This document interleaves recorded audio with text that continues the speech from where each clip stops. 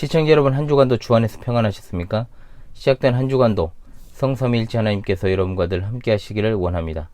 이번 주에도 하나님 말씀 중심의 삶을 살아가시기를 간절히 소망하며 2021년 39주차 하나님의 말씀은 고린도전서 3장 16절의 말씀이 되겠습니다. 자, 함께 외워봅시다. 너희는 너희가 하나님의 성전인 것과 하나님의 성령이 너희 안에 계시는 것을 알지 못하느냐. 고린도전서 3장 16절 말씀. 아멘. 다시 한번 외워봅시다. 너희는 너희가 하나님의 성전인 것과 하나님의 성령이 너희 안에 계시는 것을 알지 못하느냐. 고린도전서 3장 16절 말씀. 아멘. 성경을 바르게 이해하기 위해서 자주 사용되거나 또 적용을 그릇되게 하는 말씀을 본교회 이번 주 하나님의 말씀으로 해설을 하고 있습니다. 금주 하나님의 말씀은 제가 정말로 어린 시절에 자주 들었던 말씀이기도 하고 또 한참 후에도 어떤 특정한 내용 때문에 많이 인용되었던 그런 말씀이기도 합니다. 우리 몸이 성전이다. 그리고 하나님의 성령이 계시는 곳이다. 자, 이 말의 의미를 바르게 알지 못하면 이상한 적용점이 생기는데, 자, 먼저는 이 말씀의 의미를 좀 해설하도록 하겠습니다. 구약에는, 구약시대에는 눈에 보이는 건물, 성전이 있었죠. 그런데 이 성전은 그리스도의 사역을 본질적으로 나타내는 것입니다. 그러므로 그리스도 안에서 이것은 성취가 되었죠. 따라서 오늘날 예배당 건물을 성전이라고 부르는 것은 굉장히 문제가 있습니다. 예배당을 성전이라 부르는 것은 사탄의 회인 로마교나 하는 것 아니겠습니까? 그들은 그들이 거하는 곳을 성당이라고 하지 않습니까? 예수 그리스도의 단 한 번의 희생제사를 믿고 그로 인해서 이루어진 속죄 사역의 완전성을 믿는 교회가 쓸 말은 아니라는 거죠. 구약의 성전을 비롯한 모든 제사장, 제사제도, 희생제물이 가리키는 것은 바로 예수 그리스도이십니다. 예수님이야말로 참 성전이시고 성전의 실체이십니다. 그래서 오늘 말씀 고린도전서 3장 16절의 말씀, 너희는 너희가 하나님의 성전인 것과 하나님의 성령이 거하시는 것을 알지 못하느냐. 자, 이 말씀은 성전의 실체가 되시는 그리스도께서 이제 우리를 성전으로 만드신다는 뜻입니다. 성령께서 우리 안에 거하심으로 성도가 하나님의 성전이 되는 것입니다. 예수님 안에서 성취된 구약의 그 성전의 개념이 교회인 우리에게 적용이 된다는 것이죠. 에베소서 2장 21절로 22절의 말씀에 그의 안에서 건물마다 서로 연결하여 주 안에서 성전이 되어가고 너희도 성령 안에서 하나님이 거하실 처소가 되기 위하여 그리스도 예수 안에서 함께 지어져 가느니라. 아멘. 각각의 성전인 사람들이 모여 성전을 이룬다라고 했는데 이것이 바로 교회가 이루어지는 장면을 그대로 묘사하는 겁니다. 즉 성도는 각각의 사람들이 하나님의 성전이 됨과 동시에 함께 모여서 지어져 갈 때 그리스도 안에서 성전이 되어 간다라는 말입니다. 즉 구약의 성전은 그리스도로 인하여 성취될 모델 하우스였고 또 그림자였다라고 표현하는 겁니다. 한마디로 성전의 기능적인 측면들은 예수 그리스도 안에서 다 이루어졌고 주님이 성전이 가리키는 것의 참 실체이시다라는 뜻입니다.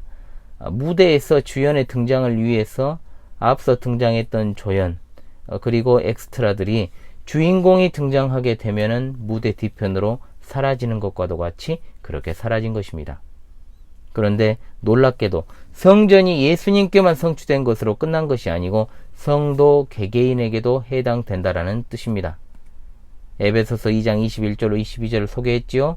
여기에 말씀처럼 성전이 각각의 성도가 연계되어 이루어지는 교회를 통해 제대로 건축이 된다라는 것을 보여주고 있습니다. 그래서 구약의 성전이 가지고 있는 두 가지 의미에 주목을 해서 여러분이 생각을 해야 됩니다. 자, 하나는 뭡니까? 하나님의 임재의 장소였죠. 또 하나는 무엇입니까? 죄사함이 이루어지는 장소였습니다. 하나님의 임재, 죄사함의 장소. 예수님의 이름 안에 예수님께서 성전의 실체이고 성취라는 것을 보여주는 답이 있습니다. 보라 처녀가 잉태하여 아들을 낳을 것이요 그 이름을 임마누엘이라 하라. 자, 임마누엘의 뜻이 무엇입니까? 하나님이 우리와 함께 계시다. 곧 예수님이 하나님의 임재라 이 말입니다. 그리고 예수님의 이름의 뜻 무엇입니까? 자기 백성을 그들의 죄에서 구원할 자이심이라 아니라. 아멘. 죄 사함을 가져다 주는 분이 바로 예수님이시다라는 뜻입니다. 예수 그리스도께서 성전의 성취라는 것의 의미를 잘 아시겠죠? 자, 그러므로 교회에 적용된 이 성전의 특성을 통해서 교회 안에 하나님의 임재가 있고 교회 안에 죄 사함이 있다라고 그대로 적용될 수 있습니다. 구약의 성전은 그리스도에게서 그리고 각 성도들에게 교회에게서 이루어지는 하나님의 임재와 죄 사함의 능력입니다. 그러므로 왜 예배당을 성전이라고 부르면 안 되는지를 여러분들이 잘 아시겠죠? 오늘날의 성전 건축의 개념을 한번 생각해 보십시오. 부지 마련해서 그냥 건물 하나 제대로 올리는 것이 성전 건축 아닙니까? 갖다 붙인다라고 다 말이 되는 것은 아닙니다. 사실 예배당 건축을 성전 건축이라고 하는 것은 굉장히 위험한 말이죠. 그러니까 아직도 교계에 있는 꼰대들은 예배당이 잘 갖춰져 있지 않은 것을 가지고 뭐라고 하고 또 카페나 어떤 공간을 임대해 가지고 주일에 예배하는 장소로 쓰는 것에 대해서도 굉장히 부정적입니다. 그렇죠. 얼마나 이것이 천박한 사고방식인지 몰라요. 이 부분은 나중에 제가 더 다루도록 하고요. 자, 어찌되었든 성전의 개념에 대해서 간략하게 말씀을 드렸습니다. 우리 몸이 성전이라는 말은 구약의 성전이 1차적으로는 예수 그리스도 안에서 성취되었고 그 다음으로는 우리의 몸에서 성취되었고 그리고 교회를 통해서 성취된 것이다. 하나님의 임재와 죄 사함이 예수 그리스도를 통해서 우리 개개인에게 그리고 교회를 통해서 드러나게 된다라는 뜻입니다. 그런데 이 말씀을 가지고 이런 적용들을 해요.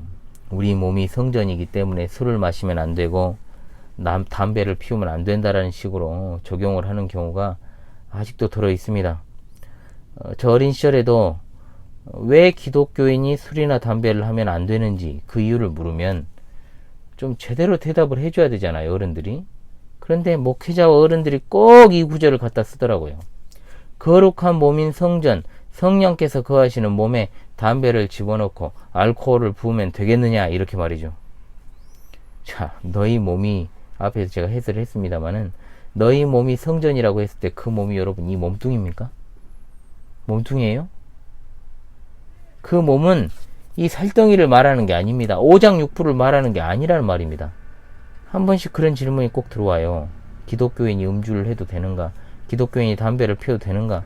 담배도 몸 안에 들어가는 기호식품으로 분류가 돼 있잖아요.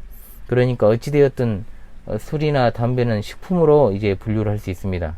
그럼 한번 제가 그런 것을 물어보는 이들에게 물어보고 싶은 게 있어요. 뭐냐? 그러면 기독교인이 엄청나게 많은 질병을 유발하는 합성 첨가물이 들어있는 탄산음료 먹어도 됩니까? 기독교인이 카페인이 많이 들어있는 커피 마셔도 됩니까?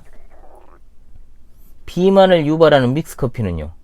지방이 많은 삼겹살은요? 짜장면은요? 짬뽕은요? 치킨은요? 피자는요? 족발은요? 보쌈은요? 야식 다 나오죠?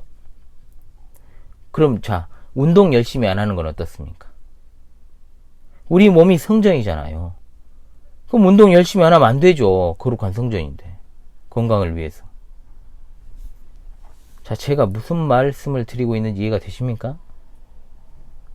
우리 몸이 성전이기 때문에, 성령께서 거하시기 때문에 이 안에다가 뭘 집어넣으면 안 된다는 식의 주장은 일단은 여기 나오는 몸을 갖다가 육체로 이해하고 있는, 우리가 눈에 보이는 이 살덩이로 이해하고 있는 아주 무식이 도를 넘은 주장이란 말입니다. 그리고 신자들 중에는 콕 보면 뭐 마셔도 되냐, 뭐 먹어도 되냐, 아직도 이런 거 질문하는 분들이 있는데 이제는 없었으면 좋겠고. 자, 교리적으로 먹는 것이 중요한 집단이 하나 있습니다. 어디입니까? 안식교죠. 이단 안식교. 안식교는 교리적으로 채식을 해요. 구원과 연결고리가 있습니다. 그래서 걔들이 채식을 하는 거예요. 그래서 그들에게는 굉장히 구약의 음식법이 중요합니다. 사람이 무엇을 먹고 마시는 것으로 거룩하게 되고 부정하게 되는 게 분명히 아니에요. 아닙니다. 예수님께서는 입으로 들어가는 것이 위장과 십이장과 소장과 대장을 거쳐 똥으로 나온다고 말씀하셨어요. 그런데 반면에 입에서 나오는 것들은 마음에서부터 나오기 때문에 사람을 진짜 더럽게 하는 것은 입으로 들어가는 것이 아니라 마음이 출처가 되어서 입에서 나오는 그것이라고 말씀하고 계십니다. 정결의식법을 따라서 위선적인 행동을 하는 당시의 유대 종교 지도자들에게 말씀하신 것이죠. 음식 가지고 이러쿵저러쿵 따지지 말라고 했습니다. 왜? 옛날에도 그랬고 지금도 음식 가지고 자신들의 집단의 중요한 교리로 삼는 이들이 있습니다. 음식을 제일 조심하는 자들이 누굽니까? 속세를 떠나 있다는 절의 스들 아닙니까? 스? 물론 뒤로는 다 마시고 먹고 한다고 해요. 그리고 최근에는 여러분 전국적으로 알려진 사건이 하나 있잖아요. 해남에 있는 아주 유명한 절에서 열심히 고기와 술로 파티를 하는 장면이 보도가 되기도 했습니다. 그런데 그리스도교가 언제부터 도대체 먹고 마시는 문제로 사람이 더러워지고 또 거룩하게 된다라고 가르치는 그런 종교가 되어버렸습니까? 사람을 더럽게 만드는 것은 죄입니다. 죄. 그 마음의 악함으로부터 나오는 악한 행위가 바로 사람을 더럽게 만드는 겁니다. 적어도 다시는 우리 몸이 성전이라는 말을 가지고 겨우 무엇을 먹고 마시는 문제로 가려버리지 말기 바랍니다. 우리의 행실과 우리의 생각과 우리의 말이 정말로 하나님이 거하시는 자로서의 모습인가를 먼저 살피는 것이 필요하다. 거짓말은 그냥 입에 달고 살고 남 헐뜯고 뒷담화 까고 이간질하고 어려운 이웃을 구제하지도 않으면서 담배 안 피고 포장마차 안 가고 주점 안 가면 답니까? 본 뜻을 가려버릴 수 있는 잘못된 적용을 이제는 하지 말고요. 하나님이 거하시는 거룩한 성전인 우리 몸을 아름답게 가꾸어 나갈 수 있기를 간절히 소망합니다. 자, 다시금 이번 주 하나님의 말씀을 외우며 마무리하도록 하겠습니다. 너희는 너희가 하나님의 성전인 것과 하나님의 성령이 너희 안에 계시는 것을 알지 못하느냐. 고린도전서 3장 16절 말씀. 할렐루야. 아멘.